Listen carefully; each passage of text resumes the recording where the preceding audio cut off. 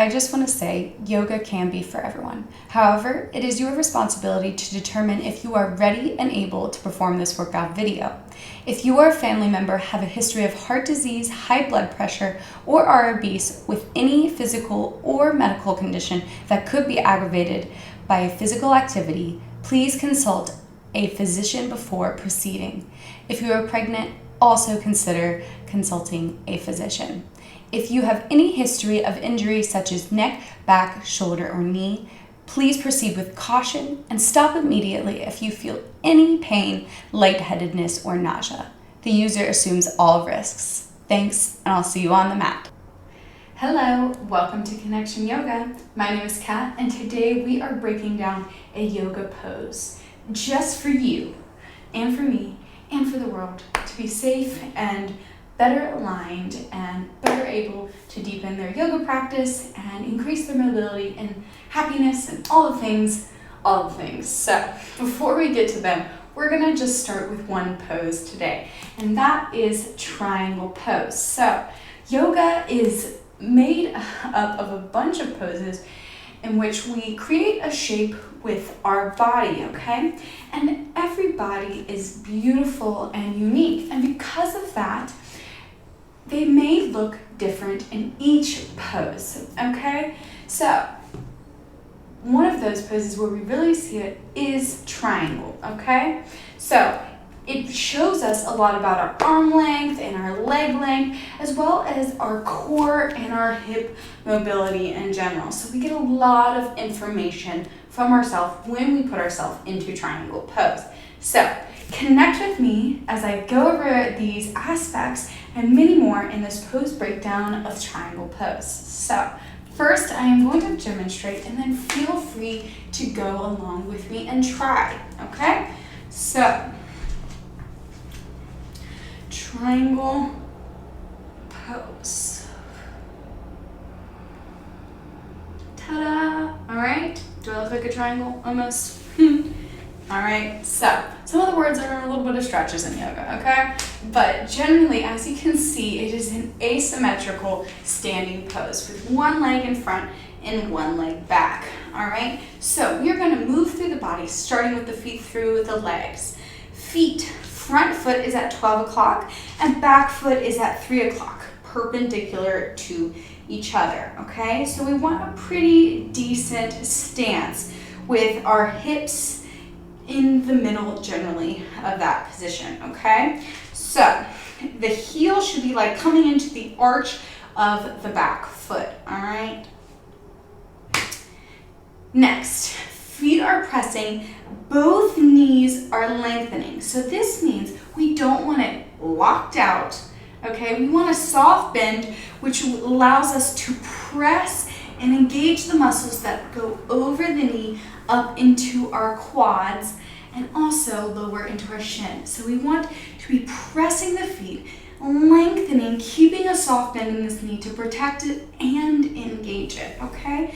So also, this inner thigh, we need to use that lengthening, turning it slightly intrinsically out and up, okay, to keep the knee in line. So we don't want the knee dumping in and around, okay? We want it tracking in line with the toes open, okay?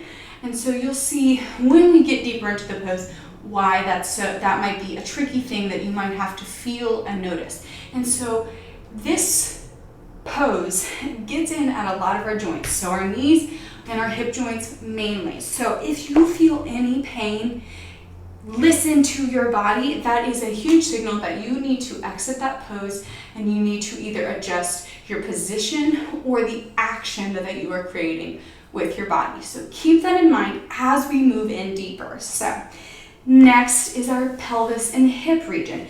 This is where all the action is happening in this pose, okay? So we want our hips square to the front, all right?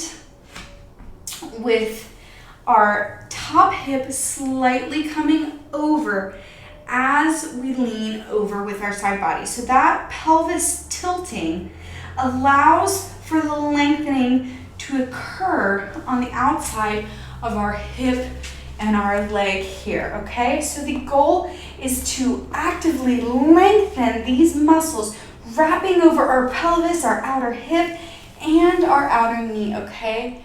And this is important to allowing the pelvis to tilt sideways and adduct over the leg. If these muscles cannot lengthen because they're short, then the pelvis doesn't move as much and the spine begins to bend sideways, okay? So we don't want that. We want length in our upper body and our torso. So listening to our back leg as we feel that lengthening. If our hip is not quite making it over how I was just referring to, like this, all right, and we're still trying to lean, then that's where this side body bend is coming in that we're talking about, okay? And we don't want that, all right?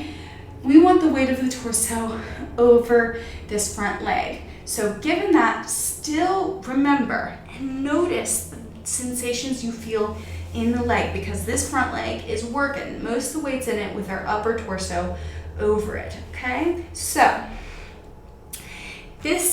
all these sensations in your knees and hip joints that I'm describing to you will tell you if you need to give yourself more space or not. So if your hip is tucking around like this because it's tight and short here, we don't want that, all right? So you need to give yourself more space. Bring the ground closer to your body, okay?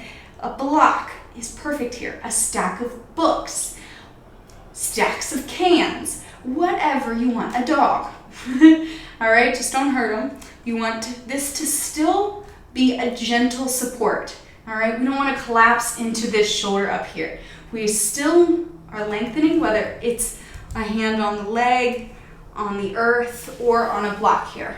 If you're a dude, if you're tall and you're a chick, either one, you can use more than one block, okay? I don't have one on me, but imagine I have a block down there and then I can stack one on top. How much more space this gives me, okay? These muscles, they are all wanting to lengthen and we want to give it that space to do it. Working our way deeper into our practice, the more we do the pose. So we start here with the space in as best of alignment as we can, okay? So that brings us to our spine, okay? Our spine is neutral here. So we want it reaching. And you might think, oh, there's a little bit of rotation, like a little bit. So you want that chest to be open to the front. So that slight rotation sensation helps that, but it really shouldn't be a twist in the spine like this. The shoulders should stay in line with the hips. And if you notice a twisting sensation, like I'm really up here, but my hips are down here, okay? That is a cue for you to give yourself more space because you're trying to reach too far and it's causing you to twist with your shoulders when your hips can't do it quite yet, but they will. Bring a block in, okay? So, chest is open, shoulders in line with the hip, lengthen the side bodies, okay? Neck is neutral. Gaze at the floor for beginners, because that can help with balance, finding a spot to look at.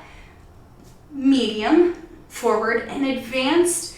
Without neck injury, you can gaze to the ceiling, and that'll help with that opening sensation that you're trying to reach here in pyramid pose. So it's a lot of work. This is not easy.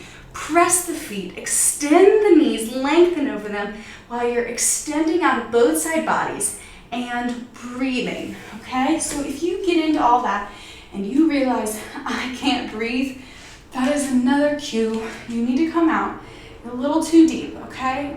Triangle pose works our body, okay? I'm sweating over here, so I would be surprised if you are not. If you're not, you're probably not engaging your legs, your core, your body enough, okay? So arms, they can be wherever you're like. I had my arms out at a T extending because that helps with that reaching sensation. But if that's too much for the top arm, you can just place that on the hip and it's fine, and it might even help you square a little bit more as you're learning, building the muscle memory of this pose. Otherwise, that's about it. Modifications, get more blocks, get higher up in the air. Stance, longer stance can help in some instances, okay? So I was doing this bow stance, but you could widen even more, okay? And that will shorten this bound space that we want to have down here, but it will work this front leg a little bit more. So it's a give and take, okay? And it's not that one is better. Try this. Try your feet at different lengths even than this one, okay? It's not that it's better or worse.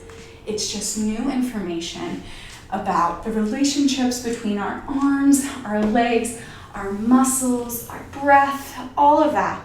Yoga is here for us to learn and observe our body, okay? So that is triangle pose. That is my yoga geometry lesson for the day. I hope you learned more about this pose and about how you may or may not have been misaligning and how you can protect yourself. So if you like what we did today, give me a like and subscribe.